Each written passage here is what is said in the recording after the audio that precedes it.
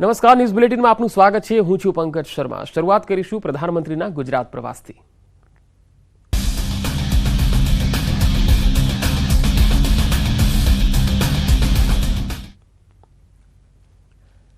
પ્રધાનમંત્રી નરેન્દ્ર મોદી આજે માદરે વતન ગુજરાતની મુલાકાતે છે। અહીં ગુજરાતમાં તેઓ અનેક કરોડોના વિકાસ કાર્યોનું લોકાર્પણ અને ખાતમુહૂર્ત કરશે। અમદાવાદમાં પ્રધાનમંત્રી મોદી 85,000 કરોડથી વધારેના મૂલ્યના રાષ્ટ્રીય રેલવે પ્રોજેક્ટનું ભૂમિપૂજન અને લોકાર્પણ કરશે। પ્રધાનમંત્રી ડેડિકેટેડ ફ્રેટ કોરિડોર પ્રોજેક્ટના વિવિધ મુખ્ય વિભાગો દેશને અર્પણ કરશે। 10 નવી વંદે ભારત ટ્રેનોને લીલી ઝંડી આપશે।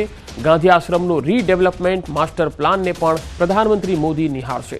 ત્યારબાદ પ્રધાનમંત્રી રાજસ્થાનના પોખરણમાં tri services live fire and દાવપેચ કવાયતના સ્વરૂપે સ્વદેશી સંરક્ષણ ક્ષમતાઓનું સંયુક્ત પ્રદર્શન ભારત શક્તિના સાક્ષી બનશે। તો પ્રધાનમંત્રી નરેન્દ્ર મોદી આજે ગુજરાતની મુલાકાતે છે। થોડી જ વારમાં તેમનું એરપોર્ટ પર આગમન થશે। આજે ડીએફસીના ઓપરેશન કંટ્રોલ સેન્ટરની તેઓ મુલાકાત લેવાના છે। 85,000 કરોડથી વધુના મૂલ્યના વિવિધ વિકાસલક્ષી પ્રોજેક્ટ તેઓ દેશને સમર્પિત કરશે। ત્યારબાદ તેઓ સાબરમતી આશ્રમની પણ મુલાકાત લેશે, જ્યાં કોચરબ આશ્રમનું ઉદ્ઘાટન અને ગાંધી આશ્રમ સ્મારકના માસ્ટર પ્લાનનો શુભારંભ કરશે।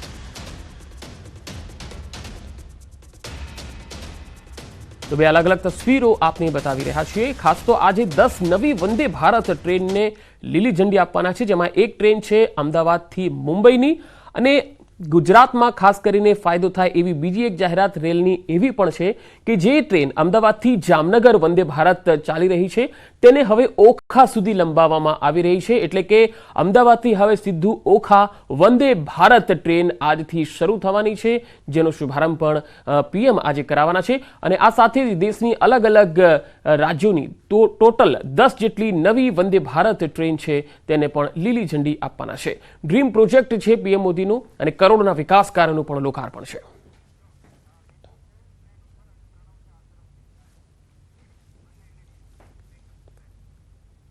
વધુ માહિતી મેળવીશું સંવાદદાતા વિભુ પટેલ અને પ્રણવ પટેલ મારી સાથે જોડાયા છે।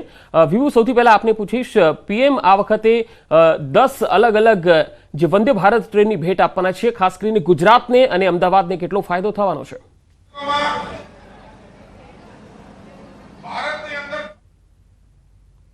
પંકજ, આજે વંદે ભારત ટ્રેન છે તેને વડાપ્રધાન નરેન્દ્ર મોદી છે તે લીલી ઝંડી આપશે। એટલે કે વધુ એક વંદે ભારત ટ્રેન છે તે દોડાવવાના છે।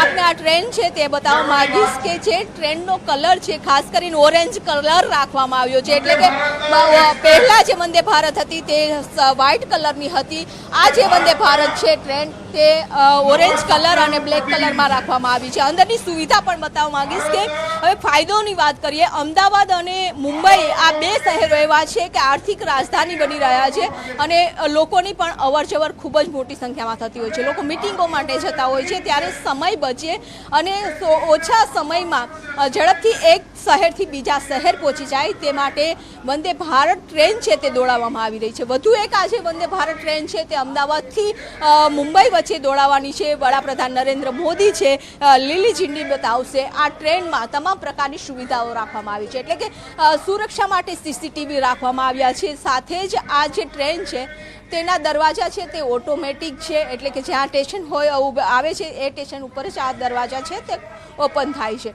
સાથે જ આરામદાયક સીટની વ્યવસ્થા છે તે કરવામાં આવી છે, એટલે કે ખૂબ સારી સુવિધાઓ સાથે આ ટ્રેન છે તે દોડી રહી છે, અને તેના કારણે લોકોને એ ફાયદો થાય છે કે ખાસ કરીને સમય સૌથી વધારે બચે છે। બીજી વાત એ છે કે અત્યારે વડાપ્રધાન નરેન્દ્ર મોદી છે એ ડીએફસીમાં જવાના છે, એટલે કે ડીએફસીનો એક કંટ્રોલ પ્રોજેક્ટ છે કે જ્યાં જવાના છે, અને ડીએફસીના કારણે એક ફાયદો એ થશે કે જે એક ટ્રેક ઉપર બે ટ્રેનો દોડતી હતી, એટલે કે માલગાડી અને પેસેન્જર ટ્રેન, આ બંને ટ્રેનો દોડવાના કારણે જે પેસેન્જર ટ્રેનો હોય છે તેને કલાક એક વચ્ચે ઊભું રહેવું પડતું હતું, અને તેના કારણે લોકોને કલાકોનો સમય છે તે બગડતો હતો। એટલે કે એ માટે હવે બંને અલગ અલગ ટ્રેક ઉપર દોડી રહી છે, અને ફાયદો એ થાય છે કે પેસેન્જર ટ્રેનોને કલાક સુધી ત્યાં ઊભું નથી રહેવું પડતું। આ ખૂબ જ મોટી ફાયદો છે।